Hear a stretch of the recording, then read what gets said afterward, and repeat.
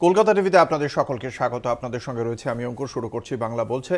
আজ দুটি আইনসভায় যথেষ্ট উত্তাল হয়ে উঠেছিল। একদিকে রাজ্য বিধানসভা, অন্যদিকে লোকসভা। রাজ্য বিধানসভায় একদিকে যেমন আমরা দেখতে পেয়েছি নীতি আয়োগে মুখ্যমন্ত্রী মমতা বন্দ্যোপাধ্যায়কে বলতে না দেওয়ার অভিযোগ, এবং সেই অভিযোগে আজ সরকার পক্ষের তরফ থেকে নিন্দা প্রস্তাব আনা হয়, যে নিন্দা প্রস্তাবের প্রতিবাদ করে ভারতীয় জনতা পার্টির বিধায়করা, এবং সেই ঘটনাকে কেন্দ্র করে বিধানসভার অভ্যন্তরে স্লোগান পাল্টা স্লোগানে মুখর হয়ে ওঠেন বিধায়করা। তারপর পরিস্থিতি শান্ত করতে চেষ্টা করেন স্পিকার বিমান বন্দ্যোপাধ্যায়, কিন্তু শেষ পর্যন্ত বিজেপি বিধায়করা ওয়াকআউট করেন। একই সঙ্গে আজকে বিধানসভাতেই মুখ্যমন্ত্রী বাংলা ভাগের যে কথা একাধিক সাংসদ এবং বিধায়কদের পক্ষ থেকে, বিরোধী বিজেপির সাংসদ এবং বিধায়কদের পক্ষ থেকে বলা হয়েছিল, তার প্রেক্ষিতে মুখ্যমন্ত্রী সরাসরি বলেন যে যদি এই বক্তব্য থাকে তাহলে সেটা নিয়ে বিধানসভায় চর্চা হোক, ভোটাভুটি হোক, দেখা যাক কি করে বাংলা ভাগ হয়।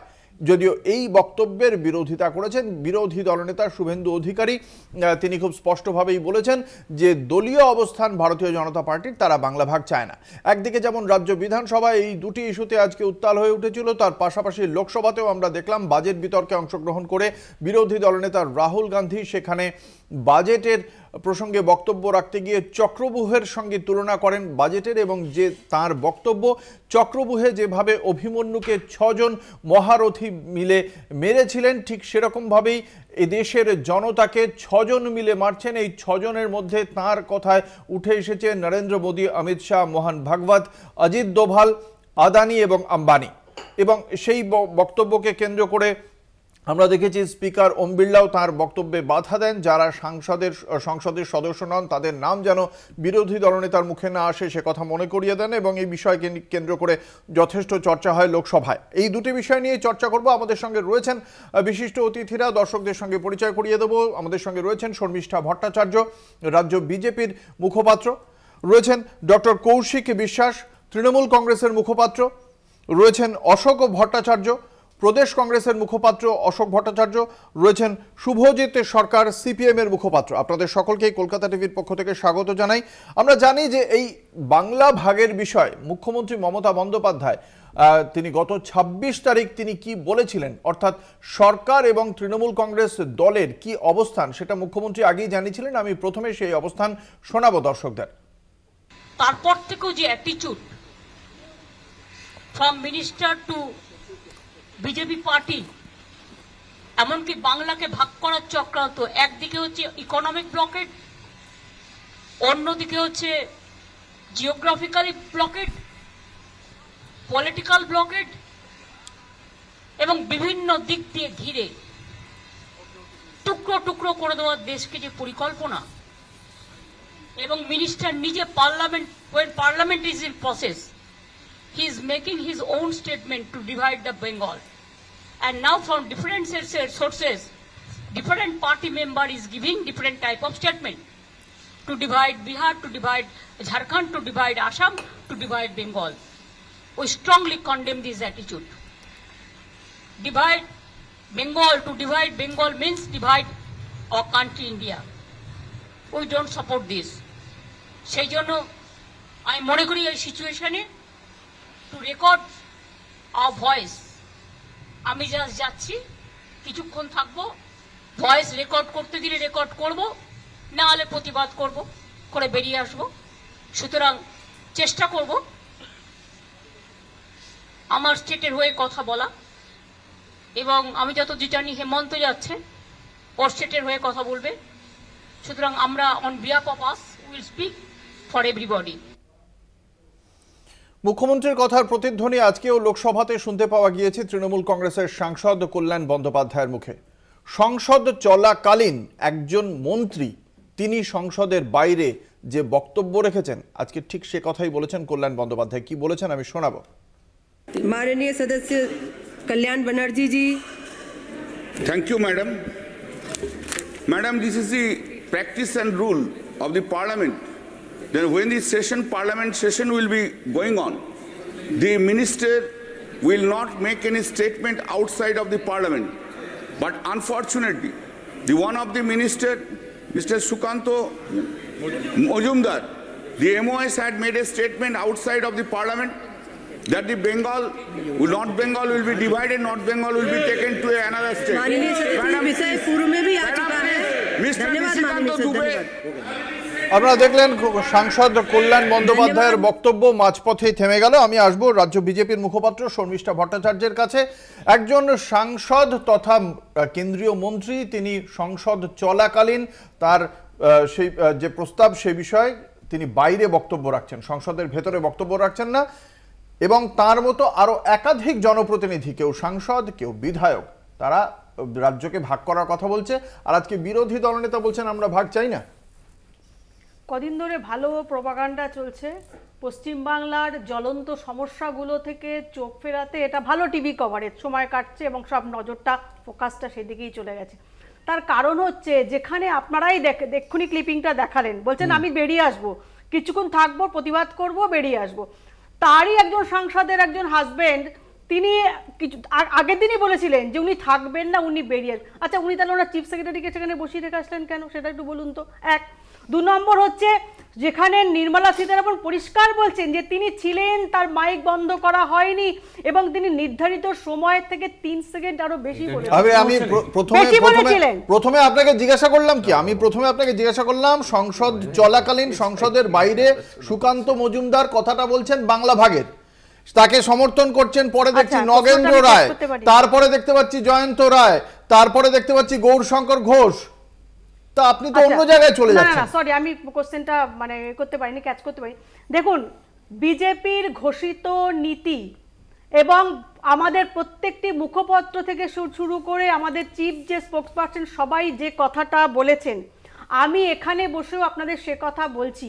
পশ্চিমবঙ্গ যে পরিপ্রেক্ষিতে পশ্চিমবঙ্গের জন্ম হয়েছে, ডক্টর শ্যামাপ্রসাদ মুখোপাধ্যায়ের পরবর্তী যে আমরা, এটা তো আপনি মুখস্থ বলছেন না, সবাই জানে যে এটা আপনারা মুখস্থ বলছেন, কিন্তু প্রত্যেকে বারবার এর বিরুদ্ধে কথা বলেন, অথচ তাদের বিরুদ্ধে সাংগঠনিক কোনো পদক্ষেপ হয় না। কেন হয় না?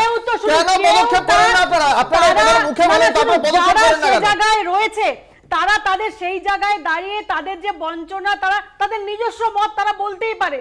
কিন্তু পশ্চিম বাংলার বিজেপি, আমরা কেউ বাংলা ভাগ চাই না। আপনারা বাংলা ভাগ চান না, 50 বার জনপ্রতিনিধিরা কি করে বলেন? জনপ্রতিনিধিরা বলছেন কি করে? বলছেন সুকান্ত মজুমদার নিজেও কিন্তু বলেননি বাংলা ভাগ হবে। সুকান্ত মজুমদার তিনি উত্তরবঙ্গ উন্নয়ন, তিনি উত্তর নর্থ বলছেন।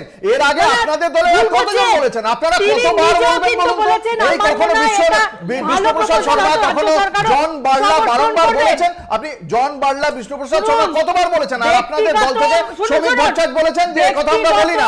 আর বারবার বলা হয়, তাহলে কেন বারবার কেন বলা? ব্যক্তিগত মতামত কেউ তো দিতেই পারে, কেউ দিতেই পারে, কেউ দিতে পারে। দলের কোনো নিয়ন্ত্রণ নেই, শৃঙ্খলা নেই। আমি কংগ্রেসের কাছে আসবো, কিভাবে দেখছেন? শুনেছি, আমি আপনাকে বলার সুযোগ দিই, কংগ্রেস কিভাবে দেখছে?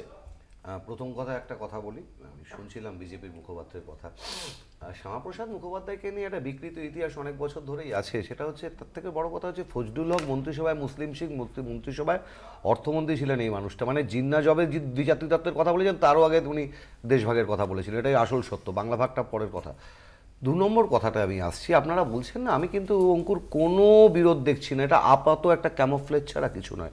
এখন কে মুখ? শুভেন্দু মুখ, না জন বার্লা মুখ, না নিশিকান্ত গৌরীকান্তরা মুখ, না সুকান্ত মজুমদার মুখ, না দিলীপ ঘোষ মুখ? ব্যাপারটা হচ্ছে, বোঝেন, বিস্ফোরা জানেন, কিন্তু এই একটা বিস্ফোরা নয়, কার্বন কল বোঝেন তো? কার্বন কল অনেকগুলো মুখ থাকে, এই হচ্ছে অনেকগুলো মুখওয়ালা একটা বিস্ফোরা, মারাত্মক কার্বন কল।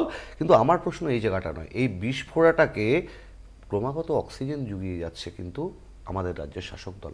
আপনি অনন্ত মহারাজ নামটা বাদ দিচ্ছেন কেন? কিছুদিন আগে বিবৃতি দিলেন বললাম তো, নগেন্দ্র রায়।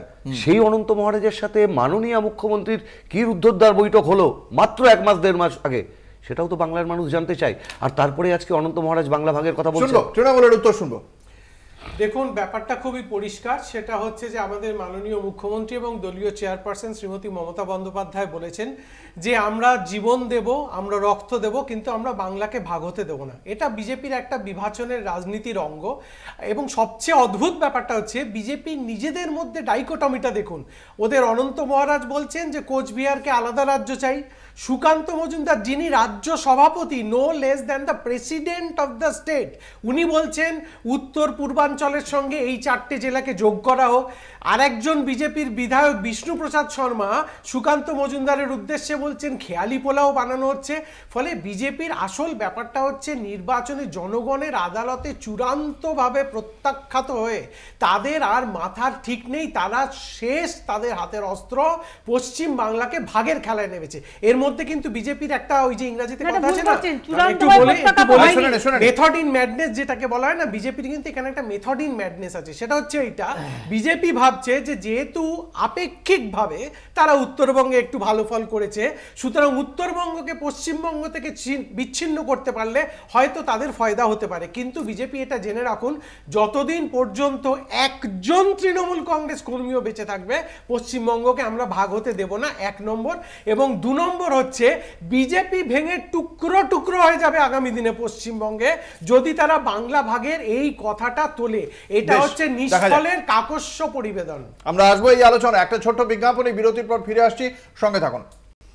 ফিরে এলাম বিরতির পর, আপনারা দেখছেন বাংলা বলছে। আমরা প্রথমে শুনবো বিরোধী দলনেতা শুভেন্দু অধিকারী। এই যে তাঁরই দলের সাংসদ বিধায়করা বারংবার বাংলা ভাগের কথা বলছেন, তিনি কি বলছেন আমরা একবার শোনাই।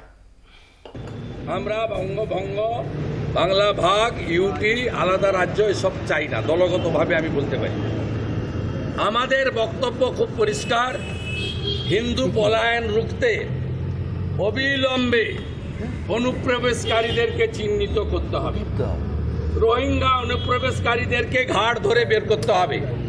72টা জায়গায় বিএসএফকে জমি দেওয়া হয়নি, কাঁটাতারের বেড়া করার জন্য অবিলম্বে জমি দিতে হবে। এবং উত্তরবঙ্গে এইমস সহ উত্তরবঙ্গে আইআইটির মতো কারিগরি প্রতিষ্ঠান সহ উত্তরবঙ্গের বঞ্চনা নিরসনে অবিলম্বে পশ্চিমবঙ্গ সরকারকে কাজ করতে হবে।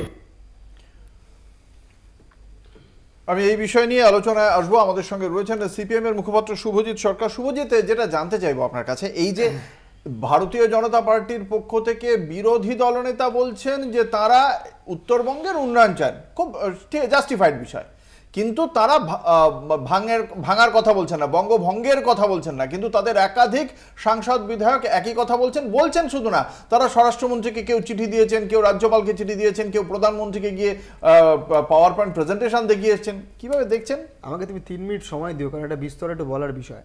প্রথম কথা দেখো, বিজেপির নেতৃত্ব তারা বিভিন্ন ধরনের লোক বিভিন্ন কথা বলছে। আমি হয়তো যতদূর জানি, আমার যা বোঝাপড়া, আমার বয়স হয়তো কম বাকিদের থেকে, যে একটা রাজ্যের প্রেসিডেন্ট যেটা বলে একটা দলে, আমাদের ক্ষেত্রে সেক্রেটারি, সেটাই হচ্ছে পার্টির বক্তব্য হয়। এবার রাজ্যের প্রেসিডেন্ট বলছে বাংলা ভাগ চায়, আবার এলওপি বলছে বাংলা ভাগ চায় না। প্রেসিডেন্ট তো বাংলা ভাগ চায় বলেনি। আপনি দেখেননি? হ্যাঁ দেখেছি। নিশ্চয়ই আপনি দেখেননি। দেখলে বুঝতে পারবেন। কথাটা শুনতে বলতে আমি দেখিয়ে দেবো ভিডিও। এবার এই ধরনের যখন বিভিন্ন লোক বিভিন্ন ধরনের কথা বলে, তার মানে আপনার সেই দলের স্ট্যান্ড অ্যাকচুয়ালি আক্ষরিক অর্থে আপনি যদি বিজেপিকে স্টাডি করেন, বিজেপি সবসময় চায় যে স্টেটগুলোতে ভাগ হয়ে যায়, ওরা ব্যালকানাইজেশন অফ স্টেটসে বিশ্বাস করে। এদিকে এই বিজেপি আমরা দেখেছি যখন ছাত্র আন্দোলন হয়, ওরা বলে টুকরে টুকরে গ্যাং। আসলে এরা নিজেরাই হচ্ছে টুকরে টুকরে গ্যাং। এরা নিজেরা চায় যে রাজ্যগুলো ভাগ হয়ে যাক, এরা চায় ভারতবর্ষ ছোট হয়ে যাক, মানে টুকরো টুকরো হয়ে যাক, তাহলে আরও সুবিধা হবে। এই যে ইউনিয়নাইজড করা, মানে আরও বেশি সেন্ট্রালাইজ করা পাওয়ারকে, তার জন্য এইগুলো করার জন্য চেষ্টা করে। এবার আপনি বলবেন যে তারা আমাদের রাজ্যের যিনি মুখ্যমন্ত্রী বা রাজ্যের শাসক দল, তারা কি বলছে। আপনার নিশ্চয়ই মনে আছে, আপনি তো অনেক দিন ধরে সাংবাদিকতা করছেন, আপনি এই স্লোগানটা নিশ্চয়ই জানেন যে উত্তরে কামতা, দক্ষিণে মমতা।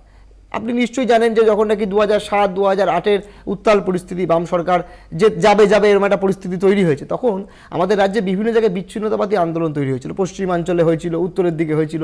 সেখানে উত্তরের দিকে বিমল গুরুং নামে একজন লোক, সে এখন জানি না কোন দলে আছেন, কাদের সঙ্গে আছেন, সেই লোকটা ওয়েস্ট বেঙ্গল গভর্নমেন্টের যে ট্যাগ লাগানো থাকে না, গাড়িতে বোর্ড লাগানো থাকে, ওই বোর্ডগুলো খুলিয়ে দিয়ে জিএল মানে গোর্খাল্যান্ডের বোর্ড লাগিয়ে উনি ঘোরাফেরা করতেন এবং ওনাকে মানে আরও বেশি করে অনুপ্রেরণা যোগাতেন আমাদের রাজ্যের বর্তমান মুখ্যমন্ত্রী, তৎকালীন সময় বিরোধী নেত্রী।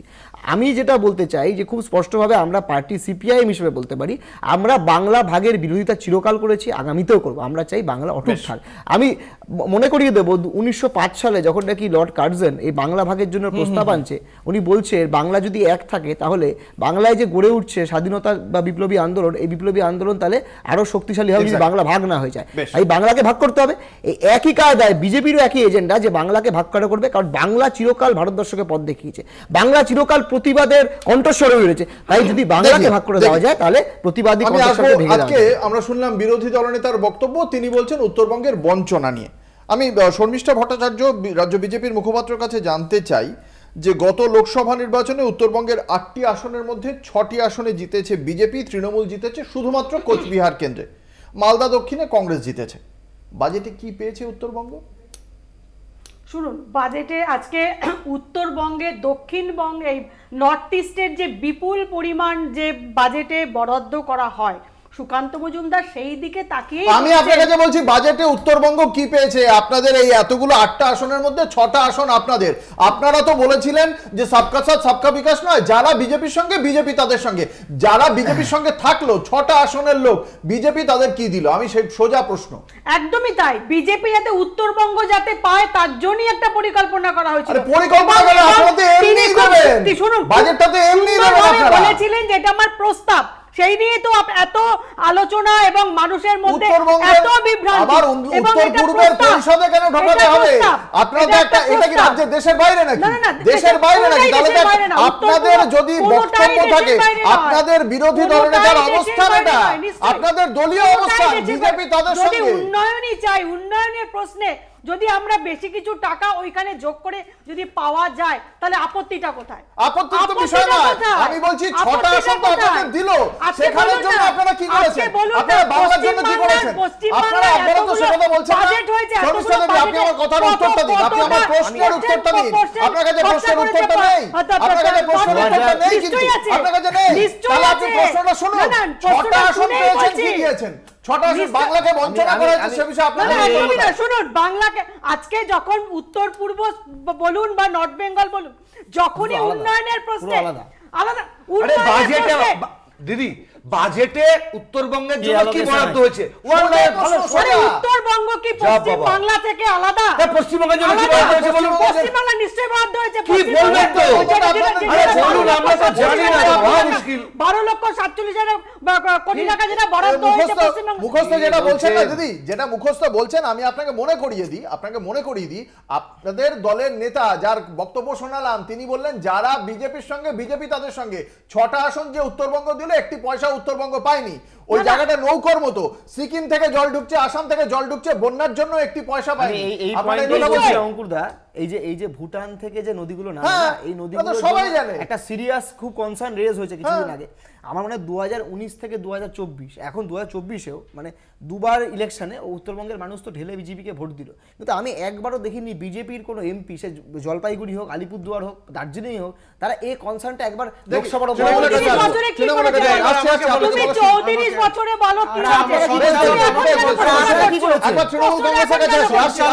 বলতে বলেছেন। দেখুন, বিজেপির কিন্তু কখনোই কোনো লোকসভা কেন্দ্রে উন্নয়নের দিকে কোনো নজর থাকে না, তাদের কেবলমাত্র ভোটটা নিয়ে সিটটা নেওয়ার দিকে নজর থাকে। যার জন্যে কয়েক মাস আগে যখন ওই ঝঞ্ঝা বিধ্বস্ত হলো কুচবিহার, সেখান থেকে সুকান্ত মজুমদার 180 কিলোমিটার দূর থেকে চলে যেতে পারলো না। আর 2 নম্বর কথাটা হচ্ছে যে উত্তর পূর্বের সঙ্গে যোগ করলে তবে টাকা দেব, পশ্চিমবঙ্গের সঙ্গে থাকলে টাকা দেব না।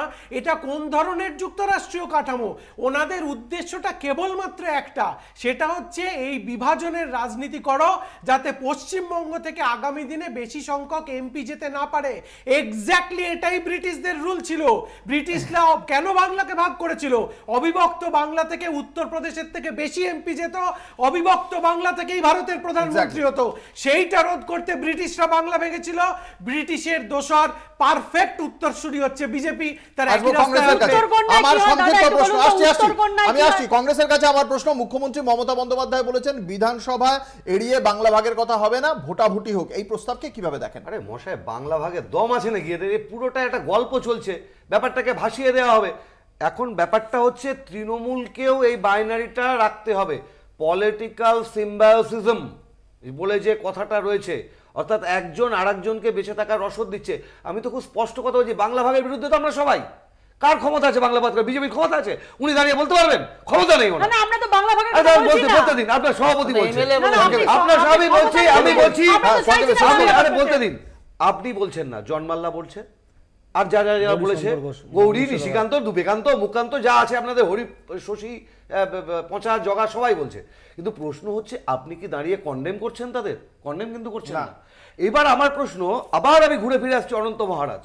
যে অনন্ত মহারাজের সাথে মাননীয় মুখ্যমন্ত্রী রুদ্ধদ্বার বৈঠক হলো এবং সে বৈঠকের বিষয় আজ পর্যন্ত কেউ জানলো না, সেটা বাংলা বাঙালির স্বার্থে সামনে কেন আসছে না? অবশ্যই আমরা এই আলোচনায় থাকবো একটা ছোট্ট বিজ্ঞাপনী বিরতির পর, সঙ্গে থাকুন। ফিরে এলাম বিরতির পর। আপনারা দেখছেন বাংলা বলছে, আপনাদের সঙ্গে রয়েছে আমি অঙ্কুর। একদিকে যেমন বাংলার বিধানসভা আজ উত্তাল ছিল নীতি আয়োগে মমতা বন্দ্যোপাধ্যায়কে বলতে না দেওয়া এবং বাংলা ভাগ ইস্যুকে কেন্দ্র করে, এবং তার পাশাপাশি আজ লোকসভাও যথেষ্ট উত্তপ্ত ছিল বাজেট বিতর্কে লোকসভার বিরোধী দলনেতা রাহুল গান্ধীর বক্তব্যকে কেন্দ্র করে। রাহুল গান্ধী আজ সরাসরি আক্রমণ করেছেন কেন্দ্রের শাসক দল তথা এবং এই বাজেটকে, এবং এই বাজেট কাদের বাজেট, সেই বাজেট সম্পর্কে রাহুল গান্ধীর কি বক্তব্য আমরা শুনবো প্রথমে তার মুখ দিয়ে। Speaker sir, the Chakravyuh that has captured India has three forces behind it. First is the idea of monopoly capital, that two people should be allowed to own the entire Indian wealth. So one element of the Chakravyuh is coming from the concentration of financial power. The second element, sir, मैं budget को explain कर रहा हूँ sir, मैं आ रहा हूँ, वहीं आ रहा हूँ sir. So one element is financial power. The second element is the institutions, the agencies, CBI, ED, Income Tax Department of this nation, and the third is the political executive. Speaker sir, these three together are at the heart of the Chakravyuh, and they have devastated this country. Speaker sir, my expectation was that this budget would weaken the power of this Chakravyuh, that this budget, the sole aim of this budget, iski jo niyat hai, it is to strengthen this framework, the framework of big business, monopoly business, the framework of a political monopoly that destroys the democratic structure, and finally the framework of what one can call the deep state or the agencies. আপনারা শুনলেন রাহুল গান্ধীর বক্তব্য। আমি আসবো প্রথমে রাজ্য বিজেপির মুখপাত্রের কাছে। এই যে ধরুন যে দাবিগুলো করা হয়েছে, যে মধ্যবিত্তের বুকে পিঠে ছুরি মারা হয়েছে, অগ্নিবীরদের পেনশনের বক্তব্য রাখা হয়েছে, একটি পয়সাও দেওয়া হয়নি এই বাজেটে, এবং এই যে ফসলের ন্যূনতম সহায়ক মূল্যের একটা আইনি গ্যারান্টি চাওয়া হয়েছে, এটা কি খুব অন্যায্য দাবি? না না, নিশ্চয়ই না, অন্যায্য নয়, এবং তিনি বিরোধী দলনেতা হিসেবে তার বক্তব্য তিনি রাখতেই পারেন। কিন্তু দেখুন, করোনার পরবর্তীকালে যার সারা পৃথিবী থেকে আমরা যদি দেখি যেরকম চাকরি বলুন, অর্থনীতি বলুন ধুঁকছে, সেখানে দাঁড়িয়ে আমরা সবাই জানি ভারতবর্ষ কিন্তু আজকে নরেন্দ্র মোদীর নেতৃত্বে একটা সঠিক দিশাতে কিন্তু আমরা রয়েছি। করোনা থেকে, করোনার টিকা থেকে শুরু করে অর্থনীতি বলে ভারতবর্ষ কিন্তু পিছিয়ে যায়নি। ভারতবর্ষ কিন্তু অর্থনীতি এখন উঠছে, নিশ্চয়ই আমরা কিন্তু বিশ্বের তৃতীয় অর্থনীতির দিকে আমরা কিন্তু এগোচ্ছি।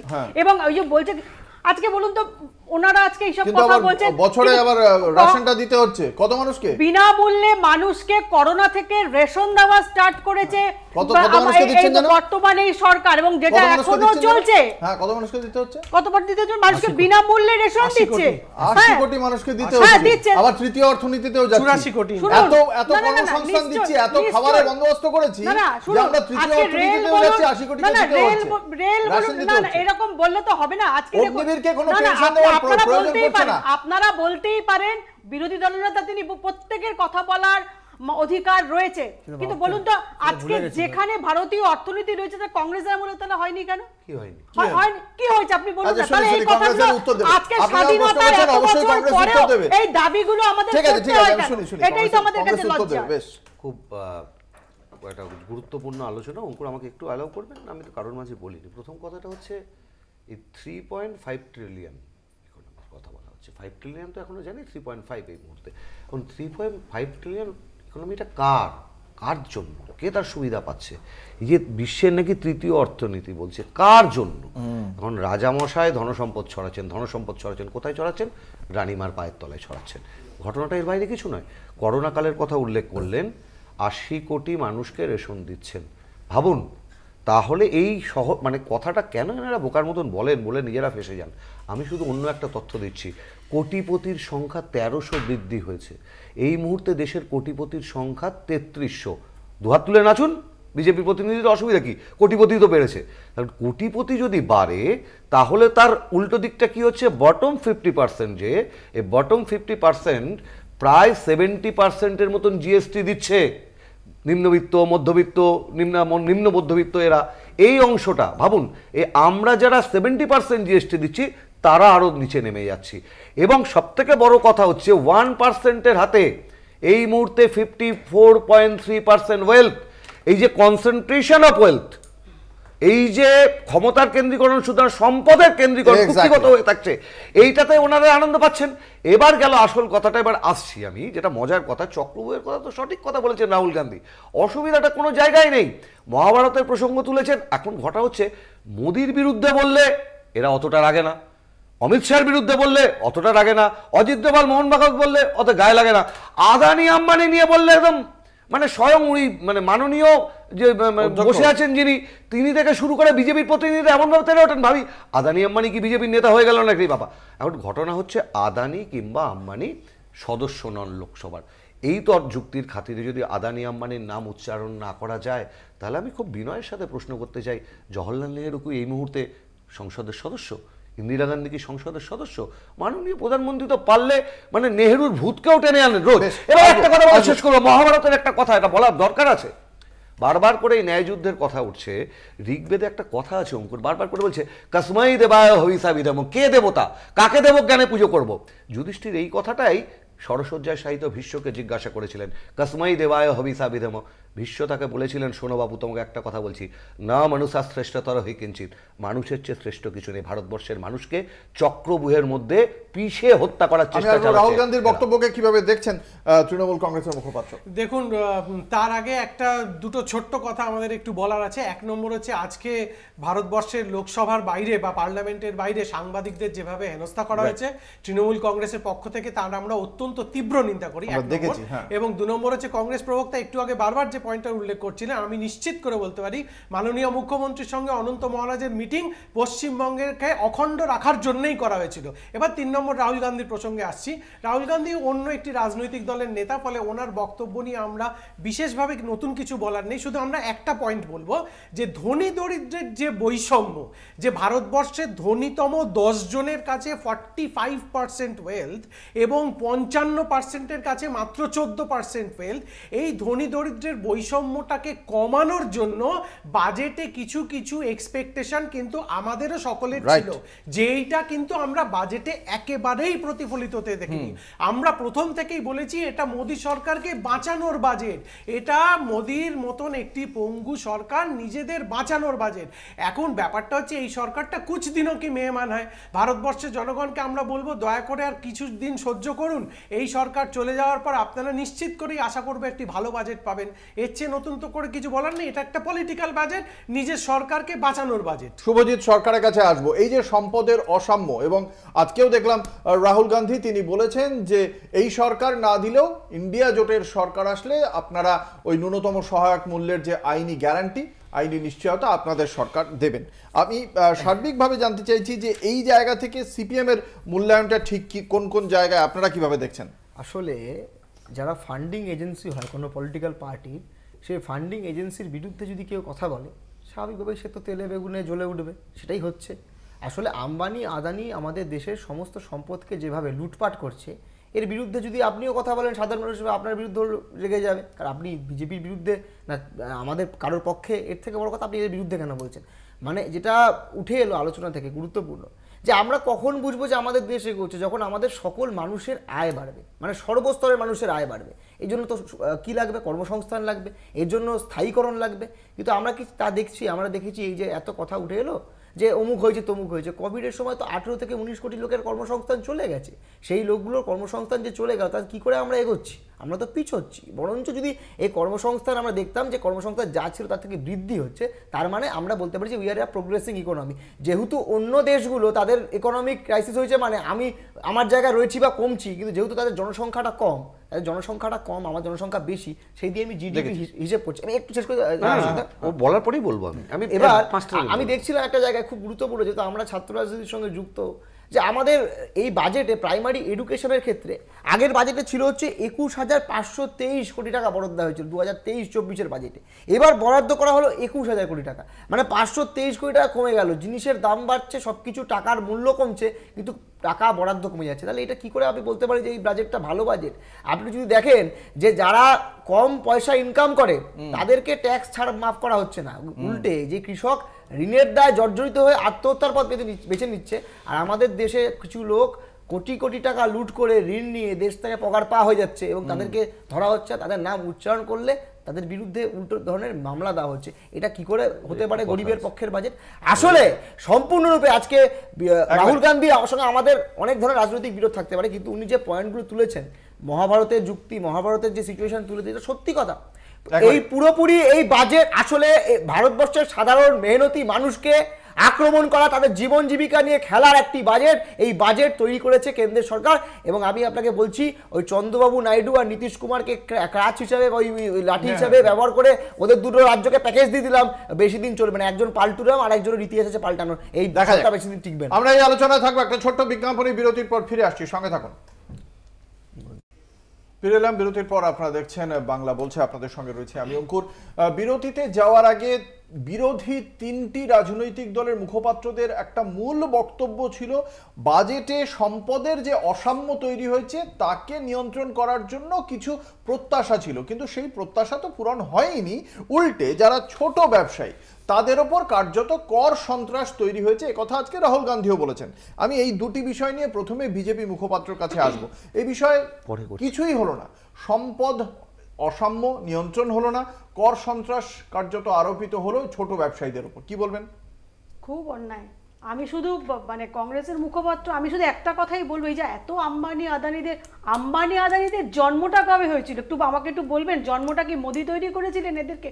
আজকে তখন আমরা মানে অত শুনেছি গল্প, এমার্জেন্সির সময় কি বিভৎস চেহারা হয়েছিল, আমরা পরে গল্প শুনেছি মানুষের দিনের পর। আজকে বলুন তো, স্বাধীনতার এত বছর পরও কেন আমরা সেই কৃষকের সহায়ক মূল্য এই সমস্ত নিয়ে আলোচনা করব? কেন করেননি? আপনারা তো সবচেয়ে বেশি দিন ভারতের ক্ষমতায় ছিলেন, ভারতবর্ষের নিশ্চয়ই পড়েই বলছি, আপনারা কেন করেননি? একদমই নয়, একদমই। আর এখানে তৃণমূলের যিনি বলছেন আপনার নেতা চোখ সারাতে যায় বিদেশে, আর এখানে চোখের চানি অপারেশন করতে গিয়ে মেটিয়া বুরুজে মানুষের চোখ না, আপনি কি করে সাম্যের কথা বলছেন? যে মানুষের গরিব মানুষের, ওই যে গরিব মানুষের কথা বলছেন এখানে, যে গরিব মানুষের অবস্থা এক্ষুনি উনি বললেন, সে কথা বলছি। আপনি কি করে খেটে খাওয়া মানুষের কথা আপনারা কি করে বুঝবেন? তৃণমূলের লোকেরা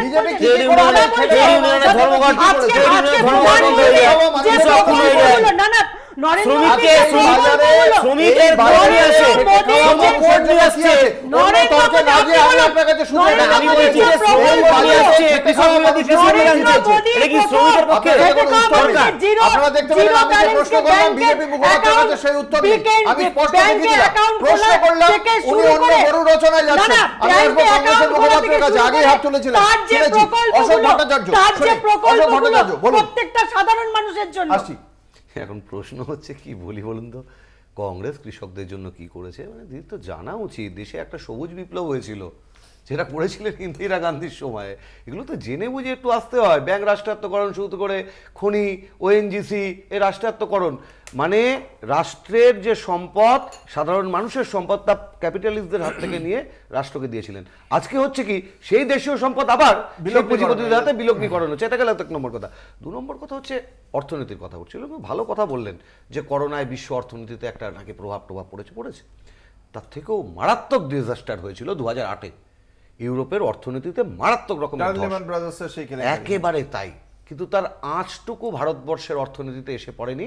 ভারতবর্ষে একটা ইউপিএ গভর্নমেন্ট ছিল, কংগ্রেস তার নেতৃত্বে ছিল, প্রধানমন্ত্রীর নাম ছিল ডক্টর মনমোহন সিং, এবং সর্বোপরি একটা প্রাইস ব্র্যাকেটিং ছিল। প্রাইস ব্র্যাকেটিংটা বুঝতে হবে অঙ্কুর, কেন, কিসের প্রাইস ব্র্যাকেটিং, কোন কারণে বলছি? আমাদের দেশের অর্থনীতির 80% নির্ভর করে আনঅর্গানাইজ সেক্টরের উপর। এই আনঅর্গানাইজ সেক্টরের মাজাটাকে ভেঙে দেওয়া হয়নি কখনো। উদার অর্থনীতির পথে আমরা চলতে বাধ্য হয়েছি রাশিয়ার ডাউনফলের পরে, কারণ আর কোনো বিকল্প ছিল না। কিন্তু এই প্রাইস ব্র্যাকেটিং ছিল, আনঅর্গানাইজ সেক্টরকে ভেঙে দেওয়া হয়নি। আনঅর্গানাইজ সেক্টরের উপর আঘাত হানলো জিএসটি, অপরিকল্পিত জিএসটি, নোটবন্দি এবং অপরিকল্পিত লকডাউন। এর ফলে এবার বলছেন উনি, আমরা যখন সরকার থেকে যাচ্ছি, মানে সেই সময় উদার অর্থনীতির পথে হেঁটেও বিলো পভার্টি লাইন থেকে অন্তত 30% মানুষকে ওপরে তোলা হয়েছিল, চেষ্টা হয়েছিল। পরবর্তীকালে দেখা গেল 2014-এর পরে যে শতাংশ, যে কয়েক মানুষকে তোলা হয়েছে বিলো পভার্টি লাইনের ওপরে, সেই বিপিএল লেভেলের ওপরে, সেই মানুষের তার দ্বিগুণ মানুষ তার নিচে নেমে গেল। এবং যেখানে বছরে 2 কোটি বেকারের চাকরির কথা বলা হয়েছে, বছরে 4 লাখ করে মানুষ কর্মচ্যুত হয়েছেন। একটা কথা আমি শুধু বলতে চাই ওনার কথার ভিত্তিতে, কি অদ্ভুত কথা, মানে একটা কথা আছে যে পোস্ট ডেটেড চেক অনেক ক্রাশিং ব্যাংক। বলছেন দেশের দরিদ্রদের জন্য জিরো ব্যালেন্সে অ্যাকাউন্ট খোলার সুযোগ করে দিয়েছেন মোদি। আরে টাকাটাই তো নেই, ব্যালেন্স, টাকা কিসের অ্যাকাউন্ট খুলবে? গল্প হচ্ছে নাকি? কয়েকটা খুব গুরুত্বপূর্ণ তথ্য আমি দর্শকদের সঙ্গে শেয়ার করতে চাই। এটা ঠিক যে ভারতবর্ষের ইকোনমিটা হচ্ছে এখন ওয়ার্ল্ডের 5th largest economy, but at the same time এটাও মনে রাখতে হবে ভারতবর্ষের পার ক্যাপিটা ইনকাম, মানে জনগণের মাথাপিছু ইনকামে আমরা 40টা দেশেরও নিচে, 1 নম্বর। ফলে আমরা তৃণমূল কংগ্রেসের পক্ষ থেকে এই নির্বাচনে বারবার প্রচারে একটা কথা বলেছিলাম যে সেই জিডিপি বৃদ্ধির কি মানে হয় যেটা গরিব মধ্যবিত্তের ভাতের থালায় রিফ্লেক্টেড না হয়, 1। 2 নম্বর হচ্ছে 14 লক্ষ কোটি টাকা ব্যাংকের ঋণ 12 থেকে 15 জন ব্যবসায়ী গত 10 বছরে নরেন্দ্র মোদীর আমলে মেরে দিয়েছেন। 14 লক্ষ কোটি টাকা, এই 14 লক্ষ কোটি টাকায় ভারতবর্ষের কত উন্নতি সাধন হতে পারত, কত গরিব মধ্যবিত্তের উপকার হতে পারত। আপনার আমার ঘরে যদি আমরা 14,000 টাকা ব্যাংকের ঋণ থাকে, 5 বার ধরে ফোন আসে, আর মাত্র 11 জন না 15 জন ধনীতম ব্যবসায়ী যারা কিনা সবাই নরেন্দ্র মোদী এবং বিজেপির বন্ধু, 14 লক্ষ কোটি টাকা গত 10 বছরে মেরে দিয়েছে। তাদের তো আপনারা কিচ্ছু করেননি, তাদের আপনারা কেন কিছু করেননি? এই প্রশ্নগুলোর জবাব কিন্তু আমরা এই বাজেটে চেয়েছিলাম। এদের কিছু কেন করতে যাবে? এরাই তো পার্টিটা চালায়, বিজেপির যে টাকার যে সোর্স, এরাই তো সেই টাকাগুলো দেয়। আজকে বাজেটের মধ্যে আমরা কিন্তু দেখলাম না যে কৃষকের যে কৃষি ঋণ, সেই ঋণ কি মুকুব করা হলো? কৃষকের জন্য কি পরিকল্পনা করা হলো? আগামী দিনে যে আমাদের দেশ একটা কৃষি প্রবণ দেশ, সেই কি পরিকল্পনা রয়েছে আমাদের? এই যে বলছিল না যে কি করেছে, শ্রমিক বিরোধী শ্রম কোড নিয়ে আসছে, কৃষক বিরোধী কৃষি বিল নিয়ে আসছে। এগুলো কি মেহনতি মানুষের পক্ষে বাজেট বলতে পারেন? কোনো অ্যাঙ্গেলেই বলতে পারবেন না। আসলে বড় লোককে বড় লোক করো, গরিবকে গরিব করো। মেহনতি খেটে খাওয়া মানুষ, দরিদ্র মানুষ, তারা যা তাদের জীবনে বাঁচুক না মরুক যায় আসে না। কিন্তু যারা বিজেপিকে ফান্ড করে, আম্বানিরা, আদানিরা বা এরকম আরো মেহুল চোস্টিরা, নীরব মোদিরা, এরা যাতে আরো ফুলে বেড়ে উঠতে পারে তার ব্যবস্থা। কি উত্তর রয়েছে বিজেপির কাছে শুনি। শুধু একটা কথা, আমি একটা প্রশ্ন এখানে বলতে চাইছি। দেখুন, আমরা পুঁজির বিরুদ্ধে নয়, পুঁজি ছাড়া চলবে না, কিন্তু একচেটে পুঁজির যে আধিপত্য, এই বলছে না শুধু বৃহৎ ব্যবসায়ীও নয়, মুষ্টিমেয় 2-3 জন মানে ব্যবসায়ী। প্রধানমন্ত্রী নরেন্দ্র মোদীর নেতৃত্বে ভারতবর্ষ এগোচ্ছে কোথায়? শ্মশানের দিকে। এটা আসামে আপনারা শুনুন, সারা বিশ্ব শুনুন, এখানে আমরা বসে কি বললাম সেটা নিয়ে বড় কথা না, আপনি সারা বিশ্বের নিরুকে দেখুন, সারা বিশ্বের আমি প্রথমেই শুরু করেছিলাম, নিশ্চয় সারা বিশ্বের অর্থনীতি, সারা বিশ্বে ভারতবর্ষ ব্যাখ্যা দিতে হবে। না না, ব্যাখ্যা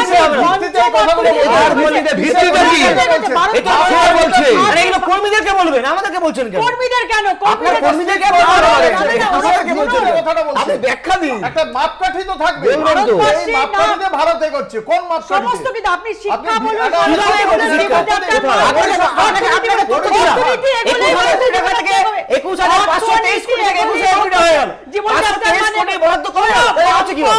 তোমরা যত আমরা মানুষকে শিক্ষা দিয়েছি, কৃষককে জমি দিয়েছি, শ্রমিকের হাতে কাজ দিয়েছি,